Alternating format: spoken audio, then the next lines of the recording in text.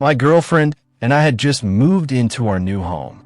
The kind of house you picture when you imagine settling down. It wasn't huge, but it was ours, cozy, warm, with enough space for us and our rescue cat, Bella. Everything felt perfect, at least at first. The only catch, the house right next to ours. It looked abandoned. The previous owner had started renovations, ripped down part of the fence, then just never finished.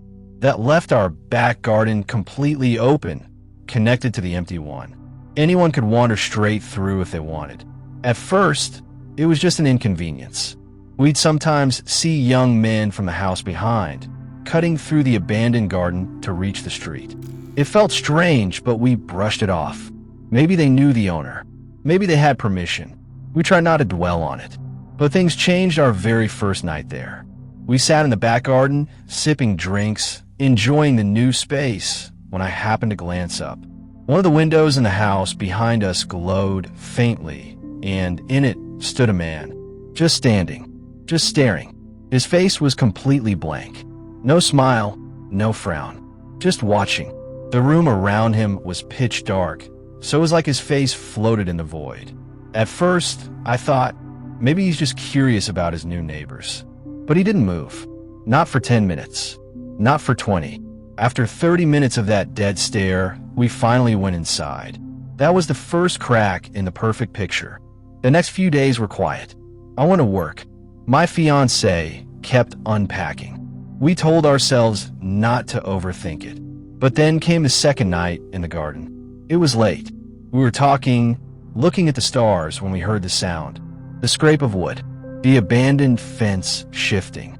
I turned my head, and 3 men were just there, standing in the opening, watching us like they'd been there the whole time. I forced a laugh, asked, "You guys okay?"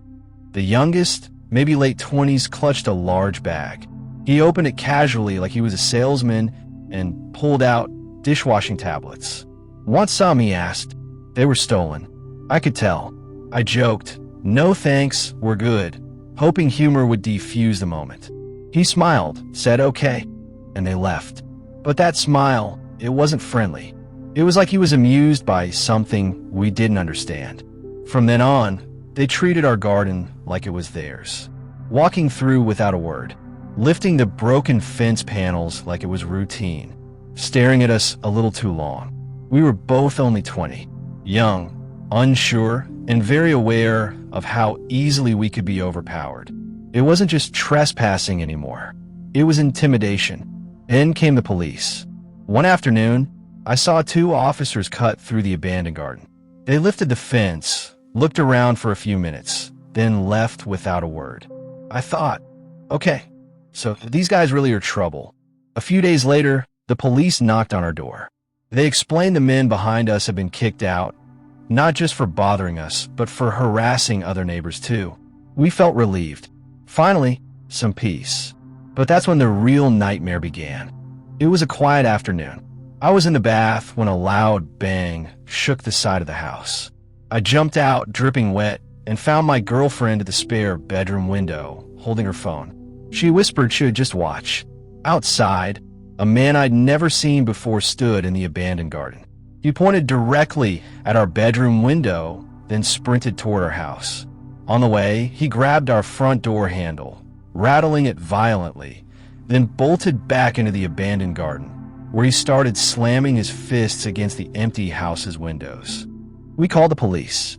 They came, watched the video, took a statement, and left. But the question lingered.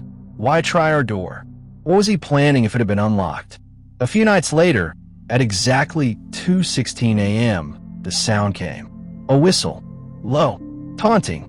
The kind of whistle men use to harass women. Then a tap on the glass.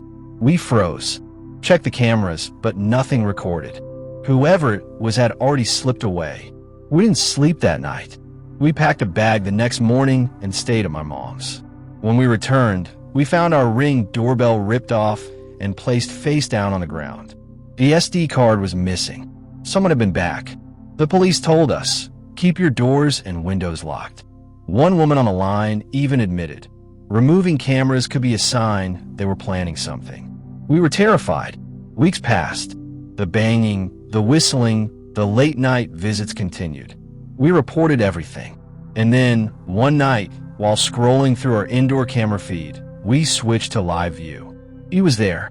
A man in a black mask stood in our garden, arms spread wide, head tilted like he was imitating Jesus on a cross. Silent, motionless, staring up at our bedroom window. We didn't move, didn't breathe. He stayed there for minutes. Then he turned, walked across the street, and just stood, watching our house for half an hour. We called the police. They told us, it's not illegal to stare. Not illegal. That's when the paranoia set in. Every creak of the house, every distant footstep outside. Bella would meow at the door some nights, and we'd sit there, too scared to check. Then came the worst night. At 2:52 a.m., we got the alert. Someone outside. We opened the feed. Two masked men stood at the side of our house, shining flashlights into our windows. One of them held something long, heavy, a crowbar. It was him again, the same man. Why us? What was the point of this?